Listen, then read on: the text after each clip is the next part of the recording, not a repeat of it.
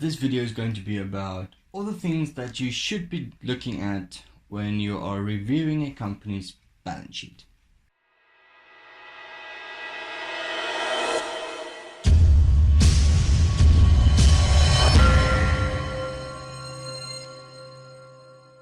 My name is Jacques Taljaard, this is Practitioner Accounting Services, and before I start with this week's video, a quick apology. Last week's load shedding had a very major impact on my business, and as a result I've been spending most of this week just playing catch up and making sure things get done. Then add to that the SARS strike that happened the last couple of days, and I'm currently working overtime. So I owe you a video every Friday morning, and even though this is a day late, here's today's video. So what is this video about? Now, as you know, I'm busy with a series about analyzing financial statements and just explaining a bit more to the general business owner what is financial statements. Last week's video right here is going to be a bit more about, or is a bit more about, the income statement, some key things you should know about the income statements, how to analyze the secrets hidden in there. And this video right here should be an introduction to the financial statements as a whole. If you haven't checked those two out yet, I recommend you do, but it should not necessarily be necessary for you to have that prior knowledge before we get into this video, though that will be useful. So the balance sheet. The important thing about the balance sheet is there's three elements in the balance sheet: assets, liabilities, and equity. So the first thing, the assets, is again split into two, usually current assets and then non-current assets and current assets. Those two. Non-current assets is your long-term assets, your fixed property, your vehicles. If you're using big machinery, those kind of things, those are usually your long-term assets. Current assets is things that are current. Now, the difference between non-current and current is current assets is going to be realized and you're going to make your money from those assets within 12 months. Non-current assets mean it's going to take you a bit longer than 12 months to make your money from those assets. So a prime example of a current asset is cash. That's your money. A second example is debtors, customers that owe you money. And another example, which is used very often, is your trading stock, your products, work in progress, that kind of thing. All of that is your current assets. Then the second option, or the second aspect of the financial statement, is your liabilities. And again, they have current liabilities and non-current liabilities. Your current liabilities, that's things like your credit cards, credit card accounts, bank overdraft accounts. Those are current, as well as your supplier payments or suppliers that you have not yet paid. So those three are typically your main current liabilities, but also short-term portions of long-term liabilities, which brings me to the long-term. Things like finance for a vehicle, finance for a property, a member's loan or a shareholder's loan. Those are typically non-current liabilities. So, but again, member's loan, there could be an exception there. So just bear that in mind. But again, current liabilities, you have your liabilities that you settle within 12 months, current, and your non-current liabilities, or liabilities that you settle after 12 months from now. And then the difference between, because we know this is accounting, so we have the double entry principle. For every debit there should be an equal and opposite credit. Newton's law, but for accountants. So when you have a debit on the balance sheet, the assets should equal the total of liabilities and equity.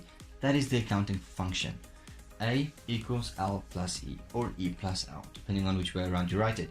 But in the balance sheet, the equity section is literally just the manner that explains what the balance is between your assets and liabilities.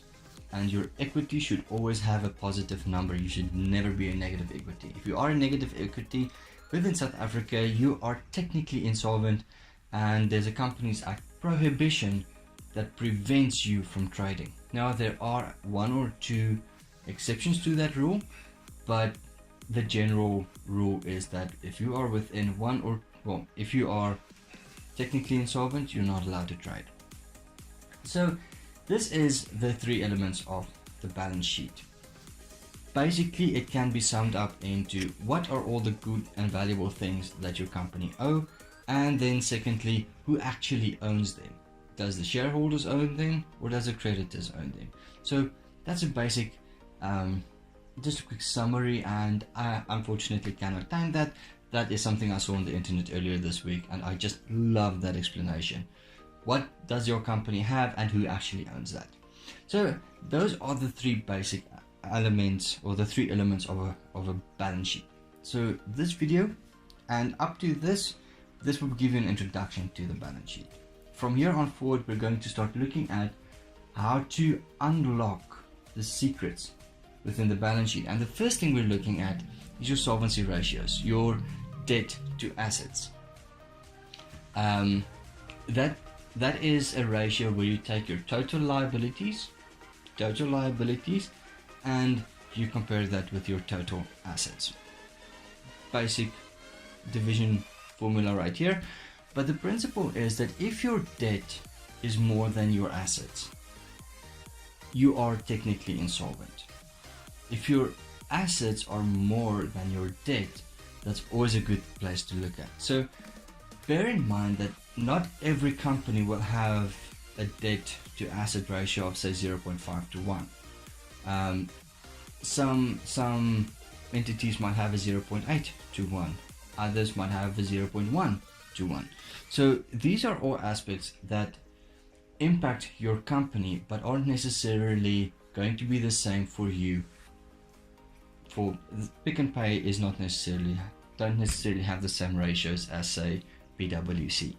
So the idea would be to find out a company similar to yours in your industry and try and get an idea what theirs are, because those are your peers and that's where you compare to.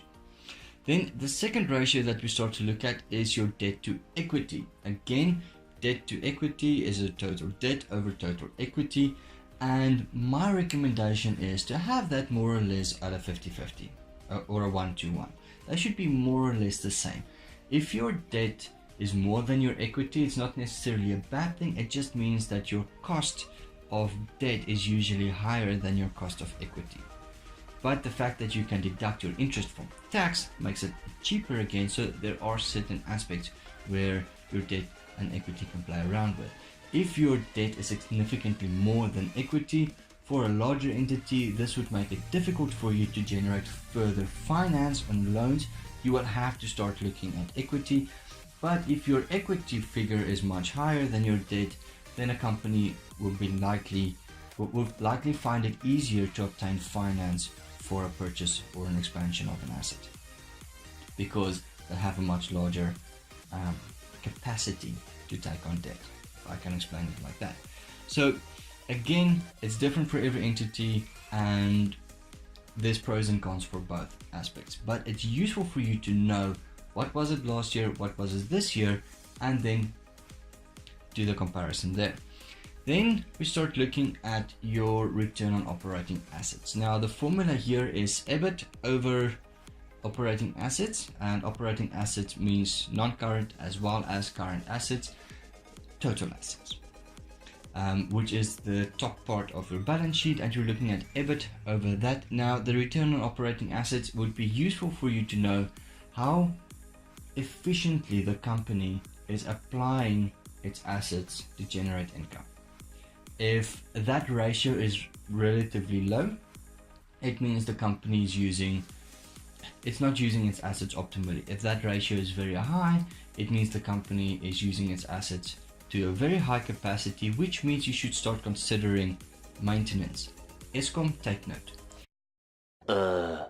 Then we'll look at your return on equity. Again, this is then earnings after tax over total shareholders' equity. And this is useful for the shareholders, because this tells the shareholders how much their equity will be worth, how much their equity is generating. After all, the shareholders are investing in the company, and the shareholders want to know if it's worth it. So this is a consideration for them on their return on investment. It's not exactly the same, but this is an option to consider. So if you're not familiar with what EBIT is, it's earnings before interest and tax. And if you're not sure what the earnings after tax is, that is essentially your net profit for the year. I explained that in my income statement video of last week. So if you're not sure, please just go pause this video, open up that link in another tab, have a quick look, and then come back and watch further. Then we're looking at liquidity. Now liquidity is basically just an idea of how, if the company is able to pay its debt. That's pretty much what it is. And the first is your asset ratio. Now your asset, not your asset ratio, your current ratio. Now your current ratio looks at current assets over current liabilities. Now your current assets should preferably always be more than your current liabilities. In other words, you always want to have more cash in the bank that you will need to pay. Or your cash, your stock, and your debtors should always be more than your short-term liabilities. Your bank overdraft, if you have cash in the bank, you shouldn't have a bank overdraft. You should just have the facility available. But your current asset, which is current assets over current liabilities, should always be positive towards the asset side. If it's not, that is also to be, you can also be considered non-liquid, and it's a severe warning sign that the company is running a very high risk of failure. Now towards the end of this video, I'll be explaining a bit more about how to predict failure, but the current asset or the current ratio is a very good indicator that something is a problem and has to be fixed. Then you're looking at your asset test. Now the asset test is your current ratio only without taking into consideration stock. So you take your current assets less stock and then compare that to your current liabilities. Now preferably that ratio should also be positive, for the simple reason, what happens if a fire breaks out and you lose all your stock? Are you still going to be able to settle your short-term debt? That's a what if scenario, but it's a very useful thing to have that kind of contingency plan in place. Yes, usually there will be insurance involved, but if this ratio shows that you are relying very heavily on your stock in order to settle your suppliers, it means that you might want to start working on turning up sales, maybe get a bit bigger cash reserve available, and because your insurance might not necessarily pay out by the time that you will need to pay your suppliers. So it's a very useful tool then as well if you're in manufacturing or in retail. But if you're a service provider, your current ratio and your asset test is going to be more or less the same thing, because you usually won't have stock. Then the next test we're looking at is, well, there's two basically that I'm not going into details here because they differ vastly between company to company, and that is your debtors days and your stock turnover days. Now those calculations are fairly easy. It basically just gives you an idea of how long it takes you to collect money from your debtors by the time, or from the time they purchase to the time that they pay. And your stock turnover is for how many days do you have the stock in your possession before they get sold. There's a very similar calculation, which is your creditor payment days, and your creditor payment days is usually from when you're invoiced until you have to pay. It's also an interesting number, but the difference between your creditor payment days and your debtors payments days, there's a graph where you can plot these two, and that will tell you what your cash difference is, or your cash differential is. It's also known as the cash flow gap, because you have to pay your supplier, but it's going to take you 60, 90, 120 days in order for your debtors to pay you. So those are interesting ratios. If you want to know what the formula are and how to calculate that, do a quick Google search. Should be easy enough. There's plenty of articles out there, but your debtors days, your stock turnover days, and your creditors payment days is also an interesting one, but it's a combination between the income statement and the balance sheet, which is why I'm not going into that here. Then, so those are your liquidity ratios as well as your overall solvency ratios. Now we're looking into ratios which are more interesting towards the shareholders.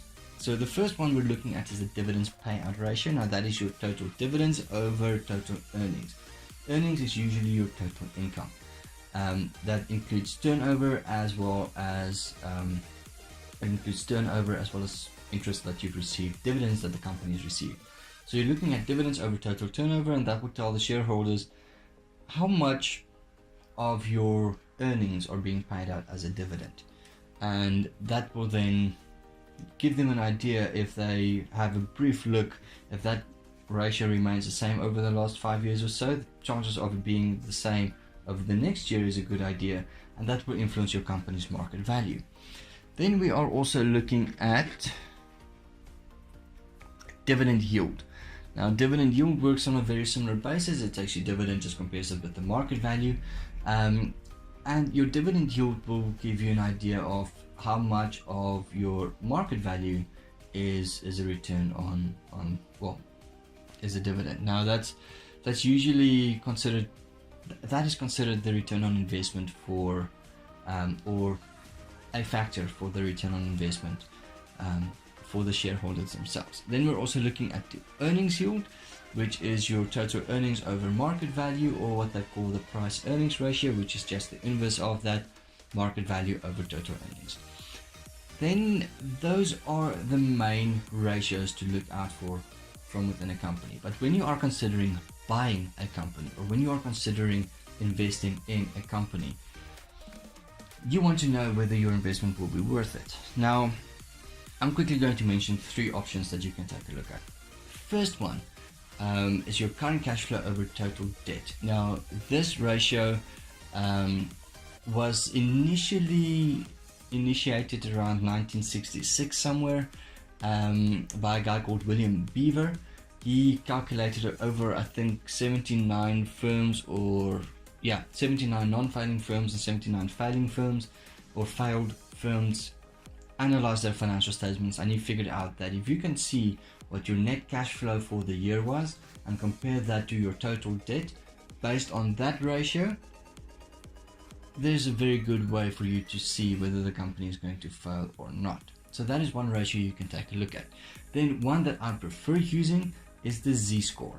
The Z-score was implemented by a gentleman called Edward Altman, also in the 1960s, I believe 68 if I'm not mistaken. Now the Z-score takes into consideration a number of aspects. There's a formula which I'll put on the screen right now, and this formula says your Z, which is your figure that you're going to calculate, is 0.1 of your working capital or over total assets, so A. Then it's plus 0.014 of your retained earnings over total assets, which is B. Then 0.033 of your EBIT over your total assets, which in the formula they call that C. And then they add 0.006 of market value of equity over the book value of your total liabilities, which they call D. And then they also add 0.999 of E, which is your sales over total assets. Now the formula just adds a couple of these things together, but there's a lot of calculation to take into consideration. And the reason I like this is because it takes into consideration your working profit, your working capital, total assets a number of times, liabilities, your equity, as well as your turnover, your sales. And if your Z-score is lower than 1.8, the chances of your company failing is extremely high. It's almost guaranteed. If your Z-score is higher than 2.99, the chances of your company failing is relatively low. Everything between 1.8 and 2.99 is a gray area, and that's where you start taking a look at your failure prediction, or alternatively the A score. Now the A score is very complicated. I'm going to mention one or two things it just takes into consideration maybe, but it looks at a combination of your Z-scores. It takes a look at the combination of the ratios I've mentioned in this video already, but it also takes into consideration your management, the company's management, non-financial statement factors. The aspects I've mentioned above here can be called qualitative measures. The A score is a qualitative measure. All the other ratios I've mentioned is a quantitative measure, because it can be quantified. There's a figure that you can touch, you can look at, you can calculate it. These other aspects are a score sheet that you look at. At least the A score is a score sheet you take a look at, but you also consider the CEO, you consider the financial department, you consider movement in qualitative scores, you consider cash flow troubles. And those aspects all then give you a total score, and if that total score then adds up to below 25, chances are your company is good. If it falls into, if the score is higher than 25, chances are the company is going to fail. And the higher the score is, the faster that failure will happen. But it's important to note that these failure prediction ratios are more often used as a warning and can then initiate a change from within the company, which will allow the company to turn it around, make the changes necessary, and then become a successful company at the end of the day. My name is Jacques Taljaard. This is Practitioner Accounting Services. Hope you enjoyed this video, hope it was informative, and I hope you have an excellent weekend further.